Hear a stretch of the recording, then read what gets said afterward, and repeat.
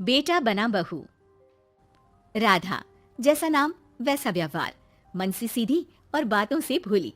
सौतेली माँ ने बहुत बुरा व्यवहार किया, लेकिन पति। माँ, क्यों तुम राधा को हमेशा बोलती रहती हो? मैं साफ साफ कह देता हूँ, अगर इस घर में किसी ने राधा को कुछ भी कहा तो मैं घर छोड़ दूंगा। अरे वाह बेटा वाह, यही दिन दिखाने के लिए तुझे इतना बड़ा किया। सोचा बहू आएगी तो आराम करूंगी, लेकिन बेटा है कि जोरू का गुलाम। अब क्या कहें। माँ, जो सोचना है सोचो, मुझे फर्क नहीं पड़ता। मैंने कोई लव मैरिज नहीं की है। आपने जिससे बोला मैंने शादी की, लेकिन अब मैं राधा को किसी भी परेशानी में नहीं देख सकता। हाँ हाँ, और मुझे देख सकते हो क्यों?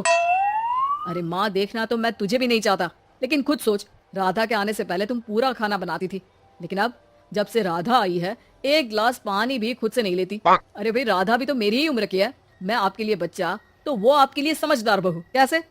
उसे वक्त देना माँ, वो थक जाती है, रोती है, उसके पैर में दर्द होता है। आपको वो क्यों नहीं दिखता माँ? नहीं नहीं, ऐसा कुछ भी नहीं है। अरे वाह जी वाह, सारी तीली लगा दी। अब बोल रही है कि ना जी ना, कोई बात ना है। तीली? क्या बोल रही हैं आप सासू माँ? अरे राधा, तुम चिंता ना करो, माँ की आदत है हर बात पर ताने देने की। तुम कमरे में जाओ, मैं ग्रीन टी लेकर आ रहा हूँ। सास बेटे की हरकत से आग बबूली हो जाती है। बेटा, तूने आज प्रूव कर दिया कि बेटा कभी अपना नहीं होता। अरे जोरू के गुलाम, शर्म कर शर्म। तेरी माँ हूँ, सास नहीं जो खरी खोटी सुना रहा है कल की आई दुल्हन के आगे।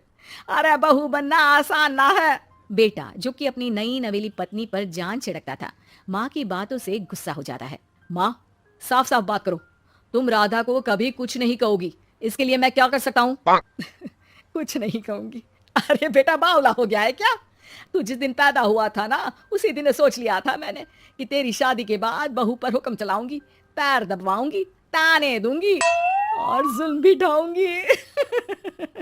बाप रे बाप, माँ आप कैसे ऐसे सोच सकती हो? राधा छोटी है मुझसे भी, और उसके लिए ऐसे सोच। अरे बेटा, एक बेटी का बाप और माँ उससे बचपन से ही सहनशीलता सिखाते हैं, जिससे कि वो कुछ भी सुनने के लिए तैयार रहे। वो जैसे ईंट होती है ना, शुरू में जितना पकाओगे आगे जाकर उतनी ही मजबूत बनेगी और बुलंद इमारत बनाएगी, समझे? देखो माँ, मैं कोई मजदूर तो हूँ नहीं, इंजीनियर हूँ, वो भी बड़ी कंपनी में। चलो, लॉकडाउन के कारण मैं घर से काम कर रहा हूँ, तो आज से मुझे ही अपनी बहू समझो, लेकिन राधा को कुछ भी कहने की जरूरत नहीं है। हाँ भाई हाँ, ठीक है भाई। तेरे मजनू बनने से मैं थोड़ी ना सास बनने की अपनी ख्वाहिशों का गला घोंट दूं, हैं? मुझे कोई ना कोई तो चाहिए ना हुक्म चलाने के लिए। अब तुम दोनों मिलकर डिसाइड कर लो बस। फिर क्या था, राधा का पति बन जाता है घर की सुबह सुबह। अरे कहाँ मर गया? अरे ना ना, मेरा बेटा, क्यों मैं सुबह सुबह ऐसे शब्द निकाल रही हूँ, गुनाह हो जाएगा। अरे कहाँ रह गया ससुर का नाती? जरा चाय तो पिला। ये भी कोई बात होती है? सूरज सर चढ़ गया लेकिन महाराज जी सो रहे हैं। बेटा पलंग से उठता है। मैं जल्दी से जाकर चाय दे आती हूँ माँ जी को। अरे नहीं नहीं, तुम जाओगी तो 4 बात और सुनाएंगी, मैं जा रहा हूँ। बेटा माँ को चाय लाकर देता है कि माँ। अरे देख तो तेरा चेहरा, ना मुंह धोया ना हाथ। जा जाकर हुलिया ठीक कर ले और उस करमजली को बोल कि नाश्ता बनाए। करमजली? अरे माँ, कुछ तो शर्म कर। देता हूँ ना मैं तुझे नाश्ता, लेकिन तू राधा के लिए ऐसे गंदे शब्दों का इस्तेमाल नहीं करेगी। बहू की तारीफ बेटे के मुंह से सुनकर सास फिर गुस्सा हो जाती है। अरे जा जा जाकर नाश्ता लेकर आ। और हाँ, 15 मिनट में मैं नहा कर निकल रही हूँ। नाश्ता ना आया तो खाल उधेड़ दूंगी। फिर मन ही मन सोचती है, नहीं नहीं, ये तो मेरा ही बेटा है, खाल उखड़े उसके दुश्मन की। अब मतलब तेरी राधा की खाल, समझा ना? अरे यार, ये सब क्या है? नेचर की कॉल भी आ रही है और 15 मिनट में नाश्ता। भगवान, कैसी मुश्किल जिंदगी बनाई है आपने औरतों की, बेचारी कैसे जिएंगी। बेचारा बेटा किचन में जाता है, जहाँ राधा आलू पूठी बनाकर उसका इंतजार कर रही होती है। आप मेरे लिए इतना कर रहे हैं तो क्या मैं आपके लिए इतना भी नहीं कर सकती? ये लीजिए, नाश्ता बना दिया है, दे आइए माँ जी को। अरे थैंक्स राधा, माँ नहाने गई है, मैं बस अभी आया। ये नाश्ता यहीं रख दो, मैं आकर दे दूंगा माँ को। थोड़ी देर में माँ की आवाज आती है। अरे कहाँ रह गए? 15 मिनट हो गई, नाश्ता कहाँ है? बेटा हाथ में वही आलू पूठी वाली थाली लेकर खड़ा हो जाता है माँ के सामने। ये रहा नाश्ता, लो खाओ। माँ थोड़ा सा खाना खाती है और फिर छी छी, ठंडा खाना, यही सिखाया है तेरी माँ ने? फिर थोड़ा सोचकर रुक जाती है। इसकी माँ तो मैं ही हूँ, खुद पर ही सवाल कर रही हूँ मैं। नाची ना।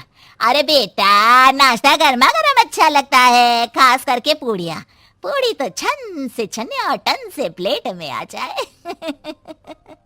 देखा माँ, जो बातें आप राधा को सुनाती हो वो अपने बेटे को सुनाने में कितना दुख होता है। तो जैसे आप मुझे सोचती हो वैसा ही राधा को भी समझा करो ना। अरे जितने लाड प्यार से आपने मुझे बड़ा किया, क्या उसकी माँ ने नहीं किया? हाँ हाँ पता है, उपदेश मत दे। लड़की का काम ही क्या होता है? खाना बनाना। और खाना बनाने में कौन सा बड़ा काम है?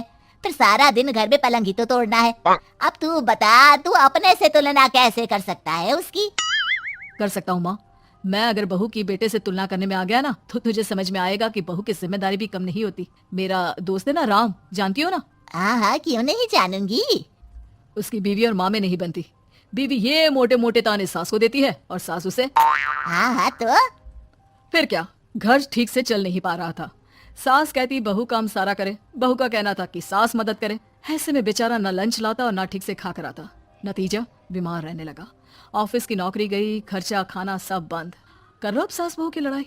बेटा बीमार घर पर बैठा, पैसे की आमदनी नहीं। बहू भी कभी मायके कभी ससुराल। अब तो सुना है सास बहू की ही कमाई खा रही है, वो भी तानों के साथ। घर का भी सारा काम वही करती है। अरे बस कर बेटा, मुझे समझ में आ गया। तू तो बेटा ही रहे। बहू को अब बहू नहीं, मैं बेटी बना कर रखूंगी।